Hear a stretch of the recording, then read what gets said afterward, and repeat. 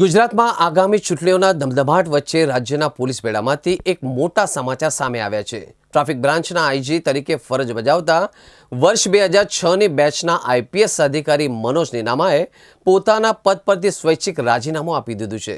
મહત્વની વાત તો એ છે કે ચૂંટણીના માહોલ વચ્ચે રાજ્ય સરકાર દ્વારા તેમનું રાજીનામું તાત્કાલિક અસરથી સ્વીકારી લેવામાં આવ્યું છે। મનોજ નીનામા આગામી સમયમાં સક્રિય રાજકારણમાં જોડાઈ શકે છે। તેમણે પોતાની નવી રાજકીય કારકિર્દી શરૂ કરવા માટે આ એક મહત્વનો નિર્ણય લીધો હોવાનું મનાય છે। હાલમાં એવી પ્રબળ શક્યતાઓ સેવાઈ રહી છે કે તેઓ અરવલ્લી જિલ્લા પંચાયતની ચૂંટણીમાં ઓડ બેઠક પરથી ભાજપ તરફથી ટિકિટ માટે દાવેદારી નોંધાવી શકે છે।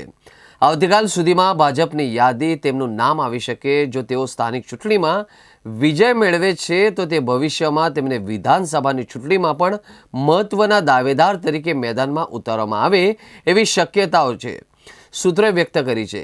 રાજીનામા બાદ આઈપીએસ મનોજ નીનામાએ પ્રતિક્રિયા આપતા કહ્યું કે 42 વર્ષની નોકરી બાદ રાજીનામું આપ્યું છે। સમાજનું ઋણ મારા પર છે, જેની જવાબદારી સમજી આગળ વધું છું। હજુ કોઈ રાજકીય પક્ષોએ મારો સંપર્ક કર્યો નથી। જિલ્લો નવો છે, એના માટેની જવાબદારીઓ નિભાવીશ। 1985માં મેં રાજ્ય સરકારમાં ક્લાર્ક તરીકેની કારકિર્દીની શરૂઆત કરી અને આજે લગભગ 42 વર્ષ જેટલો મારો સમયગાળો આ રાજ્ય સરકાર સાથે સરકારી સેવક તરીકેનો થાય છે। એટલે અત્યાર સુધી મેં લગભગ 8 કેડરમાં રાજ્ય સરકારમાં કામ કર્યું અને જેનાથી મને સંતોષ છે અને સરકાર સાથે ખૂબ સારા સહકારભર્યા સુમેળભર્યા વાતાવરણમાં મેં કામગીરી કરી। એના માટે રાજ્ય સરકારનો પણ ખૂબ ખૂબ આભાર માનું છું।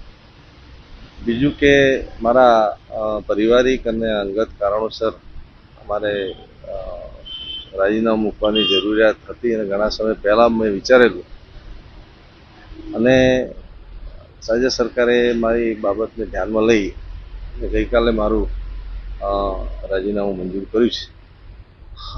આપના માધ્યમથી જણાવવા માગું છું કે મારી આટલી લાંબી કારકિર્દી રહી છે અને રાજકારણની જ્યાં સુધી વાત છે ત્યાં સુધી અત્યાર સુધી હાલના તબક્કે મને કોઈ રાજકીય પક્ષ દ્વારા એવી કોઈ ઓફર આપવામાં આવી નથી, પરંતુ અમારો અરવલ્લી જિલ્લો નવો ડિસ્ટ્રિક્ટ છે, નવું તંત્ર છે, નવું વહીવટી તંત્ર છે, નવી વ્યવસ્થાઓ થાય છે। તમે શું જાણો છો કે આપણે અરવલ્લીમાં મોટાભાગની વસ્તી ટ્રાઇબલ્સની છે અને હું જાતે ટ્રાઇબલ્સમાંથી આવું છું।